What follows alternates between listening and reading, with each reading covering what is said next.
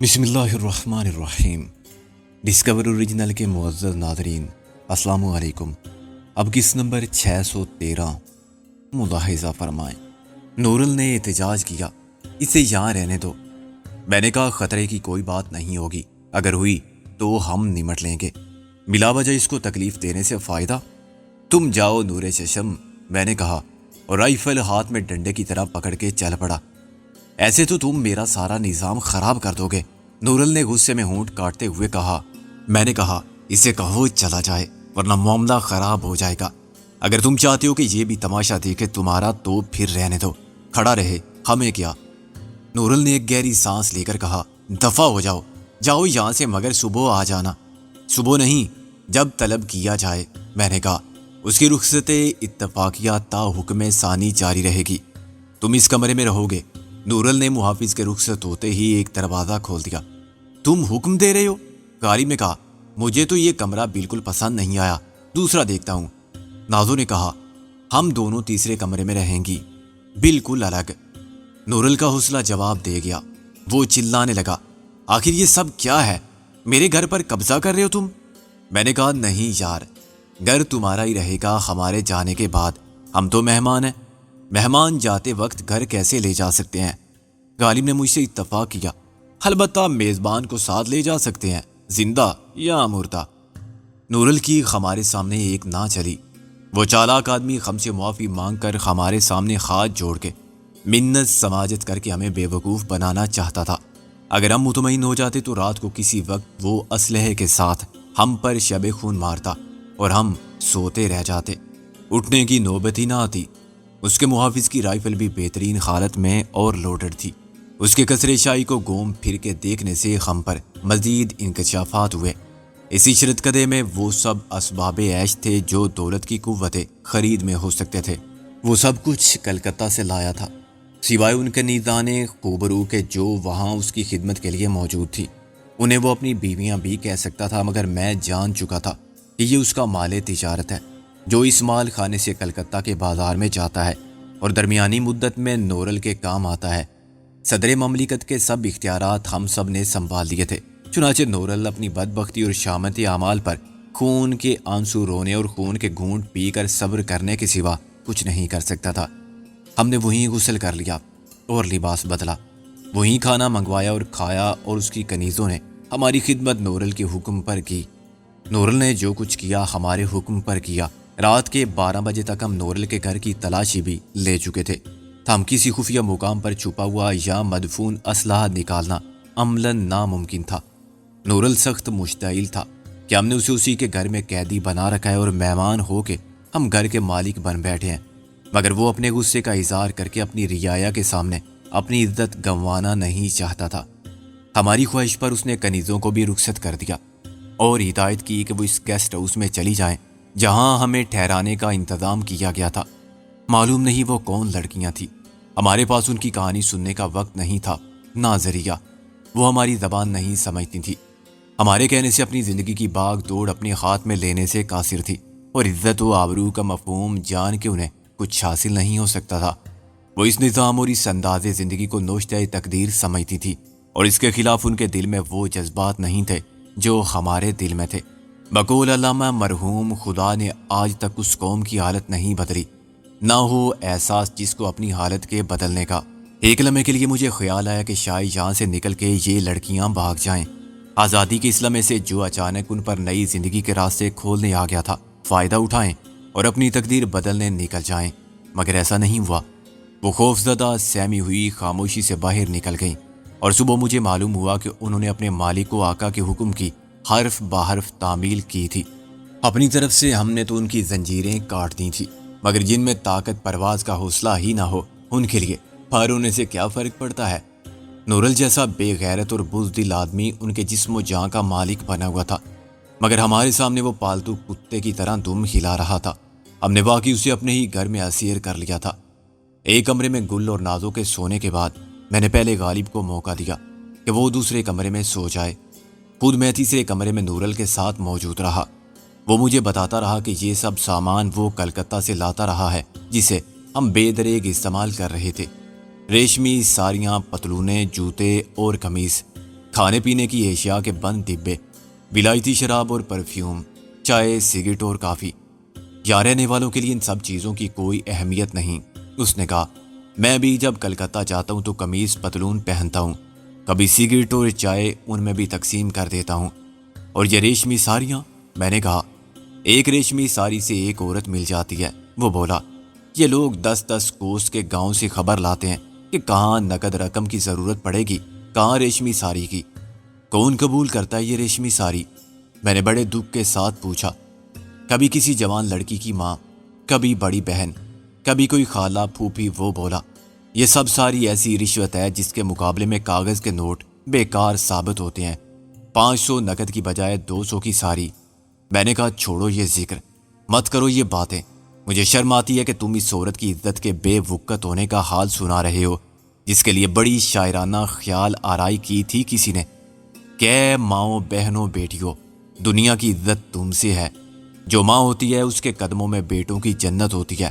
ایسا نہ ہو کہ میں مشتعل ہو کہ تمہیں جان سے مار دوں۔ مارنا نہیں چاہتا تم کو، کیونکہ تم سے مجھے ایک کام لینا ہے۔ کیسا کام؟ وہ بولا، صبح بتاؤں گا، ابھی تم سو جاؤ۔ میں نے کہا، اور تم جاگتے رہو گے؟ وہ بولا، ہاں میں جاگتا رہوں گا۔ میں نے کہا، اپنی اور اپنے دوستوں کی حفاظت کے لیے۔ انہیں کوئی خطرہ نہیں؟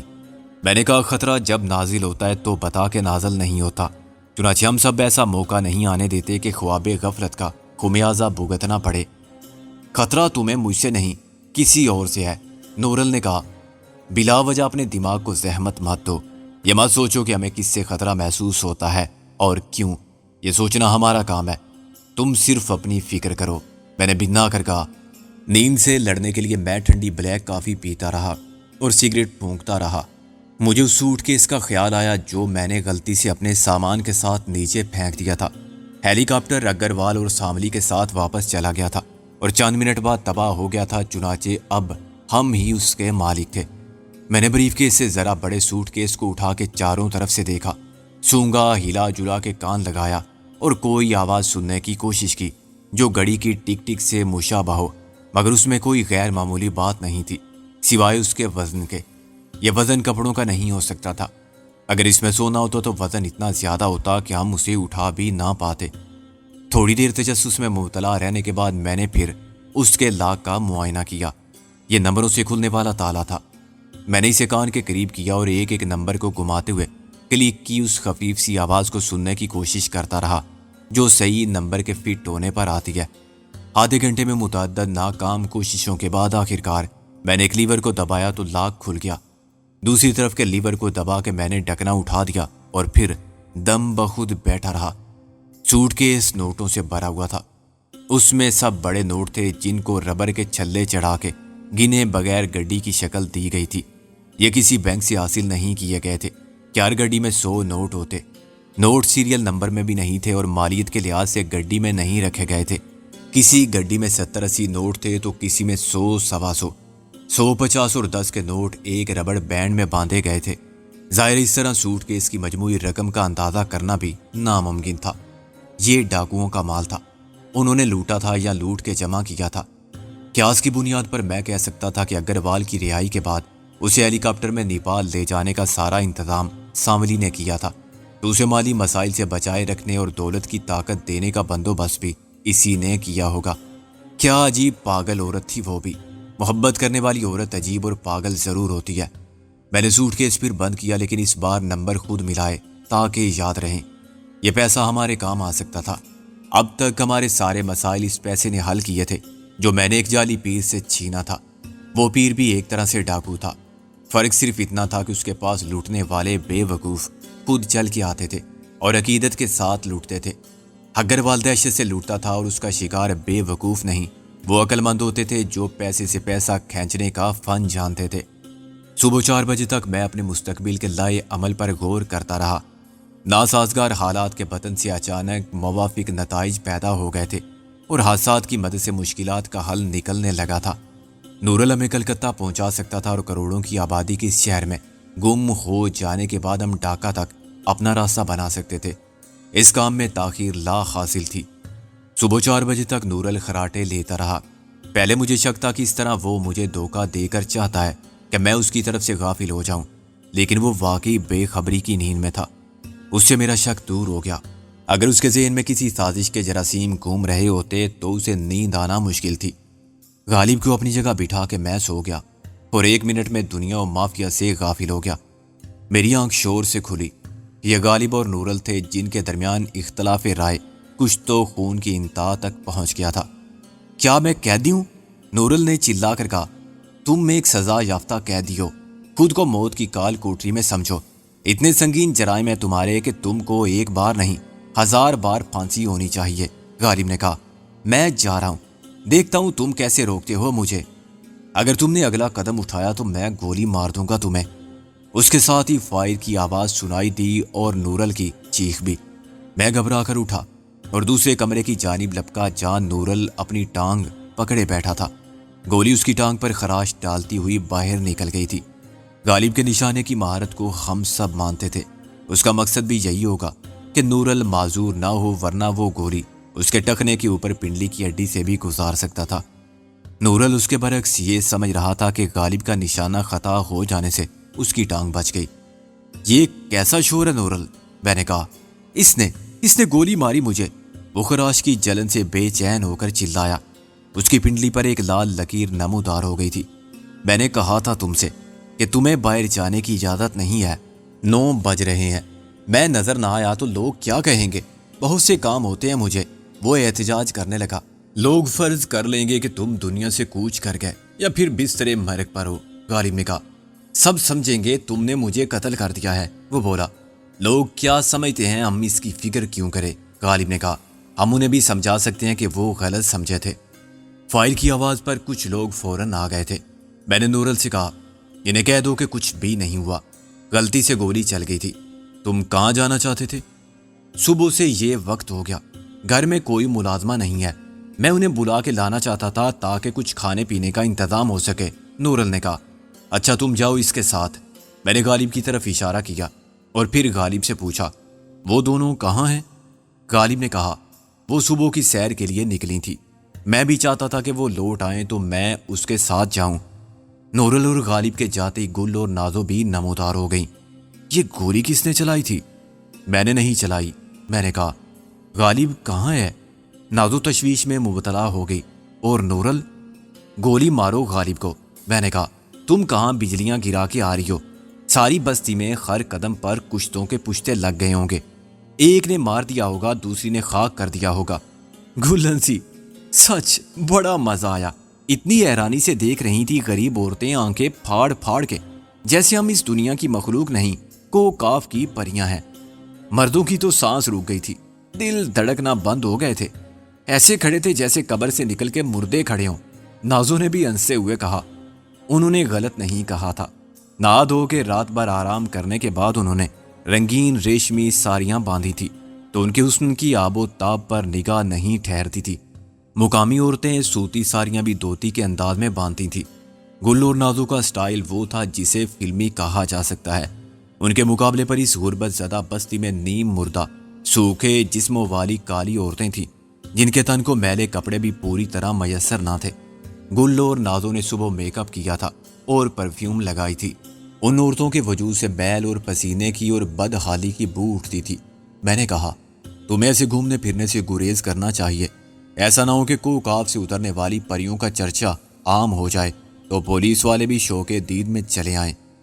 ہر وقت ڈراتے مت رہا کرو، جو ہونا تھا ہو چکا، اب اور کیا ہوگا؟ نازو نے کہا۔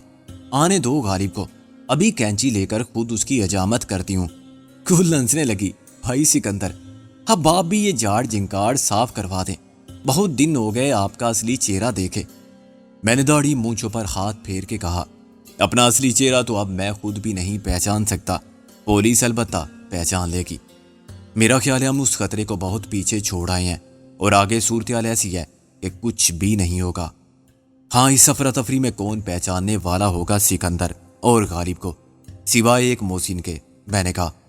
گل کے چہرے پر بادل کا سایہ سا آ کے گزر گیا۔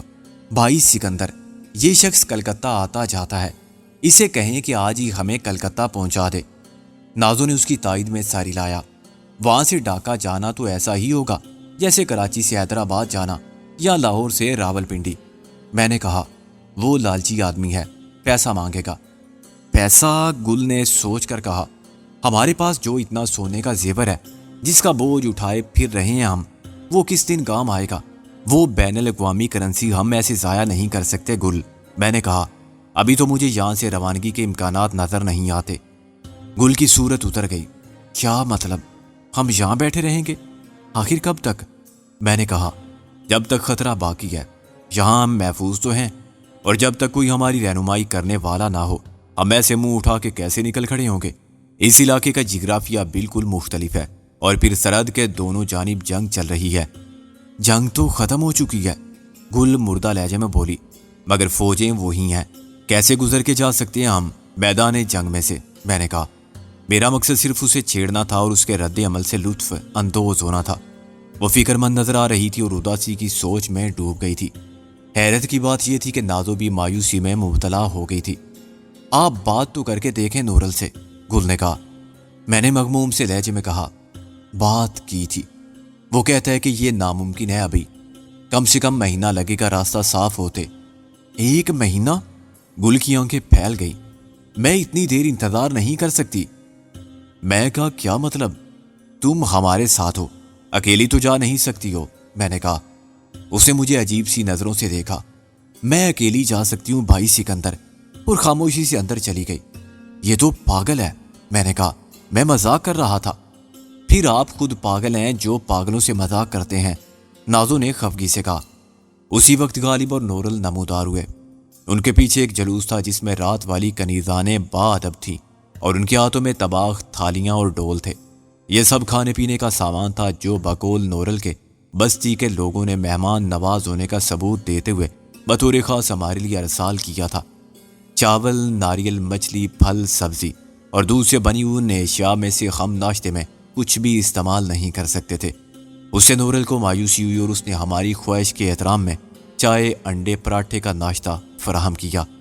نازو کے سمجھانے سے گل کی اداسی کا دورہ ختم ہو گیا تھا۔ جب ناشتے کے بعد میں نے انکشاف کیا کہ اگروال کے بریف کیس میں سے کیا برآمد ہوا ہے تو سب سے زیادہ خوش بھی وہی ہوئی۔ اب تو کوئی مسئلہ نہیں رہا نا بھائی سکندر؟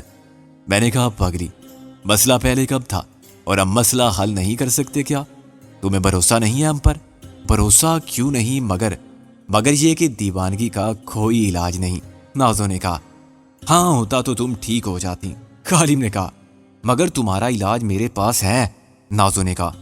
ان کی لڑائی کو میں نے شروع ہونے سے پہلے ہی روک دیا۔ نورل اپنے حرم میں ناشتہ کر رہا تھا، وہ سب کچھ جو ہمارے لیے لایا گیا تھا اس نے کمال فراخ دلی سے اپنی کنیزوں کے ساتھ بیٹھ کر کھایا تھا۔ جب میں نے اسے طلب کیا تو وہ منہ چلاتا ہوا آیا، اس کے ہاتھ میں شراب کی بوتل بھی تھی۔ میں نے کہا ناشتے میں بھی پیتے ہو تم؟ روز نہیں پیتا، آج ذرا دل بھاری تھا۔ وہ بولا تمہاری وجہ سے میری بہت بے عزتی ہوئی ہے۔ میں نے کہا تم عزت کا مطلب سمجھتے ہو؟ تم تو خود عزتوں کے سوداگر ہو۔ خدا کا شکر ادا کرو کہ ضرورت نے ہمیں مجبور کر دیا اور ہم نے سب کے سامنے تمہاری عزت نہیں اتاری۔ وہ ایک دم سنجیدہ ہو گیا۔ میرے لیے کیا حکم ہے؟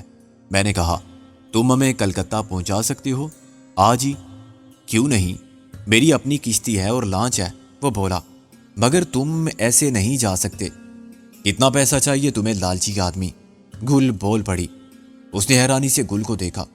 مجھے کچھ نہیں چاہیے، میں تو آتا جاتا رہتا ہوں، لیکن راستے کھلے رکھنے کے لیے میں ہاتھ کھلا رکھتا ہوں۔ میرا کاروبار ہی ایسا ہے۔ میں تمہاری بات کر رہا تھا، ہم تمہاری جیب پر بوجھ نہیں بنیں گے۔ جس راستے سے چاہو ہمیں لے جاؤ، لیکن راستہ محفوظ ہونا چاہیے۔ میں نے کہا ہم راستے کے سب اخراجات ادا کریں گے، تمہیں اپنے الیے بدلنے ہوں گے۔ وہ بولا یہ کپڑے نہیں چلیں گے، تم کو ویسا ہی نظر آنا چاہیے جیسے یہاں کے لوگ ہیں۔ اجنبی نظر آؤ گے تو مشکل ہو جائے گی میرے لیے بھی۔ تم جو چاہو کرو، ہمارا حلیہ بدلو، لباس یا چہرے، تمہیں اختیار ہے۔ اگر تم نے ہمیں با حفاظت کلکتہ پہنچا دیا تو تمہیں اس کا منہ مانگا معاوضہ ادا کیا جائے گا، اور کوئی گڑبڑ ہوئی تو ہم سے پہلے تم مارے جاؤ گے۔ اس نے سوچ کے کہا ہم رات کو چلیں گے، اس وقت تک میں سارا بندوبست کر لوں گا۔ مجھے بڑی کشتی کا بھی انتظام کرنا ہے جس میں 11-12 آدمی آرام سے جا سکیں۔ 11-12 اور کون ہے؟ اس نے ادھر ادھر دیکھتے ہوئے کہا یہ 6 لڑکیاں، انہیں بھی تو لے جانا ہے۔ میں نے اس کے ایک جام پر رسید کیا، صرف تم جاؤ گے ہمارے ساتھ اور کوئی نہیں۔ اس نے گال سیلا کے کہا، تم سمجھتے کیوں نہیں اس وقت سرحد پار آنے جانے کا یہی ایک طریقہ ہے کہ یہ دونوں بھی ان میں شامل ہو جائیں اور تم میرے کاروباری شریک بن جاؤ۔ میرے جسم کا سارا خون کھنچ کر چہرے پر آ گیا۔ گل اور نازون لڑکیوں میں جو کلکتہ کے بازار میں بکنے جا رہی ہیں اور ان کے ساتھ ہم بطور انسان فروش، اس کا تصوری رسوائی کی انتہا تھی۔ نورل کی بات کا مجھ پر وہی اثر ہوا جو غلیظ ترین گالی کا ہو سکتا تھا، مگر غالب کا رد عمل زیادہ شدید تھا۔ نورل نے بارود میں چنگاری پھینک دی تھی۔ غالب نے ایک دم ریوالور نکالا اور اسے شوٹ کر دیا۔ گولی نے اس کے سر کو پاش پاش کر دیا۔ اس کے ساتھ ہی چیختی چلاتی لڑکیاں ایک دم باہر نکل گئیں۔ کچھ دیر کے لیے ہم سب سکتے کی سی کیفیت میں بیٹھے رہے اور نورل کی خاک و خون میں غلطاں لاش کو دیکھتے رہے، جس کی کھلی آنکھوں میں اب بھی ہمارے لیے کھلی دھمکی تھی کہ تم نے مجھے مار تو دیا، مگر اب خود اس وحشی قبیلے کے غیظ و غضب اور انتقام کا نشانہ بننے سے کیسے بچو گے؟ میں نے سر پر ہاتھ مار کے کہا، غالب یہ تم نے کیا کر دیا؟ غالب نے سپاٹ لہجے میں کہا، وہی جو تم نہ کر سکے۔ میری قوت برداشت اتنی نہیں ہے جتنی تمہاری۔ میں نے بے بسی سے کہا، یار تم عقل سے کام نہیں لے سکتے تھے؟ غالب نے اسی سرد لہجے میں کہا، ایسی گالی سن کے تمہارے لیے عقل سے کام لینا ممکن تھا۔ میں نے جو کیا ٹھیک کیا، میری عقل نے بھی یہی کہا تھا۔ اب نہ مجھے اس پر ندامت ہے اور نہ خوف کہ اس کا نتیجہ کیا ہوگا۔ تم واقعی بہادر ہو، نازو نے کہا، مگر اس کے لہجے میں طنز نہیں تھا، فخر کے جذبات تھے۔ غالب نے ممنون ہو کے اسے دیکھا۔ میں نے غلطی تو نہیں کی نازو؟ نازو نے اس کا ہاتھ تھام لیا۔ مجھے فخر ہے تم پر، میں نے کہا۔ اب تیار ہو جاؤ مقابلے کے لیے، خواہ ہمیں اس قبیلے کے ایک ایک فرد کو جان سے مار کے اپنا راستہ بنانا پڑے، مگر اب ہمیں نکل جانا چاہیے۔ باہر ایک کورام مچا ہوا تھا۔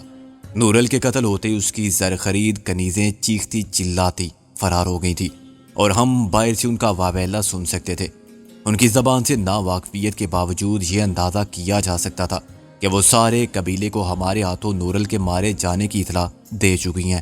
ان کی فریاد و فغاں میں دوسری برہم آوازوں کا شور شامل ہو گیا تھا اور یوں لگتا تھا جیسے نورل کے غلام، عقیدت مند اور پیروکار اپنے مالک، نجات دہندہ اور لیڈر کے قتل کا بدلہ لینے کے لیے ہر طرف اکٹھے ہو رہے ہیں، اپنی قوت کو جمع کر رہے ہیں تاکہ ہمارے جسموں سے کھال اور گوشت نوچ لیں اور ہماری ہڈیوں کو بھی چور چور کر دیں۔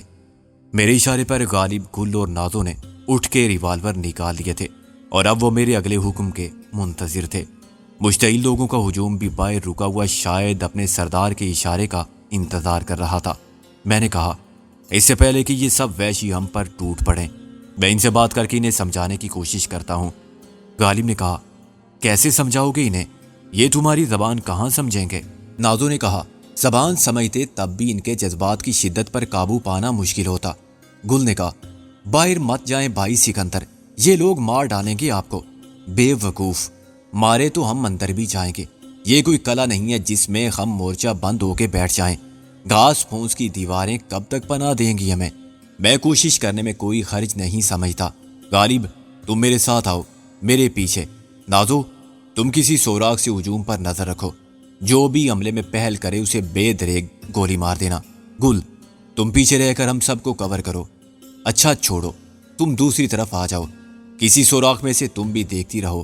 میں نے دروازے سے سر نکالا ہی تھا کہ ایک سنسناتا ہوا تیر آیا اور میرے سر کے بالوں کو چھوتا ہوا گھاس پھونس کی دیوار میں پیوست ہو گیا۔ ایک لمحے کے لیے میرے وجود میں خوف کی سرد لہر دوڑ گئی، لیکن میں نے اس خوف کا اظہار نہیں ہونے دیا۔ ریوالور ہاتھ میں لے کر میں 60-70 افراد کے سامنے جا کھڑا ہوا۔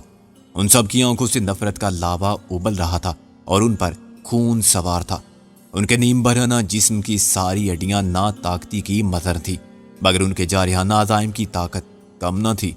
ان کے پیٹ خالی تھے مگر دل عداوت کی آگ سے پر تھے، اور وہ جانتے تھے کہ خشک ٹہنی کمزور ہوتی ہے مگر وہ مل کے ایک گٹھا بن جائیں تو درخت کے تنے کی مضبوطی حاصل ہو جاتی ہے۔ میں نے تیر کو کھینچ کر نکالا اور چلا کر کہا، یہ کس کی حرکت تھی؟ میرا سوال میرے لہجے اور میری صورت سے عیاں تھا، چنانچہ الفاظ کے نہ سمجھنے سے کوئی فرق نہیں پڑتا تھا۔ وہ سب ایک دم چیخ چیخ کر اندر کی جانب اشارہ کرنے لگے اور ہوا میں مکے لہرانے لگے۔ ان کے ہاتھوں میں نیزے، لاٹھیاں، ڈنڈے اور لوہے کے سریے تھے۔ جس کو کچھ نہیں ملا تھا اس نے بھی پتھر اٹھا لیا تھا۔ میرے سوال کا عملی جواب ایک شخص نے یوں دیا کہ اپنا ہاتھ اٹھا کے اس نے پتھر کھینچ مارا۔ میں اس کے لیے تیار تھا۔ اپنا سر جھکا کر میں نے خود کو بچایا۔ پتھر دیوار پر لگا، لیکن اس کے ساتھ ہی فائر کی آواز آئی۔ وہ شخص اچھل کر زمین پر گرا اور تڑپنے لگا۔ ایک لمحے کے لیے مجمع ساکت ہوا۔ پھر ایک نوجوان چیخ مار کے نیزہ میرے سینے میں اتارنے کے لیے لپکا۔ اس نے کچھ فاصلے ہی سے نیزہ پھینک دیا تھا۔ نیزہ میرے دائیں ہاتھ کو چھوتا ہوا گزرا۔ پھر دوسرا فائر ہوا اور وہ بھی پلٹ کے زمین پر ایڑیاں رگڑنے لگا۔ اب مجمع کا جوش و خروش سرد پڑ گیا تھا۔ 2 افراد کے خون نے جذبات کی آگ کو بجھا دیا تھا اور مرنے والوں کا کرب دیکھ کر جینے والوں کو ہوش آ گیا تھا۔ میری نگاہیں سردار کو تلاش کر رہی تھی۔ وہ سب سے پیچھے ساکت و سامت کھڑی ہوئی عورتوں کے مجمع کو چیرتا ہوا نمودار ہوا اور چیختا چلاتا میرے سامنے آ گیا۔ وہ بار بار ہاتھ اٹھا کے 2 لاشوں کی طرف اور اندر کی جانب اشارہ کر رہا تھا اور کچھ پوچھ رہا تھا۔ میں نے کہا، نورل نے ہمیں قتل کرنے کی کوشش کی تھی۔ اس کوشش میں وہ خود مارا گیا۔ سردار نے پھر چیخ کر کچھ کہا۔ میں نے کہا، یہ دونوں بھی اپنی موت کے خود ذمہ دار ہیں۔ ہم کسی کو مارنا نہیں چاہتے تھے، لیکن کوئی یہ سمجھتا ہے کہ ہم اس غول بیابانی سے ڈر جائیں گے تو… سردار نے میری بات کاٹ دی اور ہاتھ ہلا ہلا کے اپنے لوگوں سے کچھ کہنے لگا۔ ان سب نے نیزے، لاٹھیاں، سریے اٹھا کے ایک ساتھ نعرہ لگایا۔ غالباً سردار نے سوال کیا تھا کہ کیا میرے حکم پر تم ان قاتلوں پر ٹوٹ پڑو گے؟ ان سب نے ایک آواز میں سے اپنی جان نثاری کا یقین دلا دیا تھا۔ صورتحال خطرناک ہو گئی تھی۔ اس کا واحد علاج یہ تھا کہ سردار کو یرغمال بنا لیا جائے۔ میں نے ایک دم اسے دبوچ کے اپنے سامنے کر لیا اور ریوالور کی نال اس کی کنپٹی پر رکھ دی۔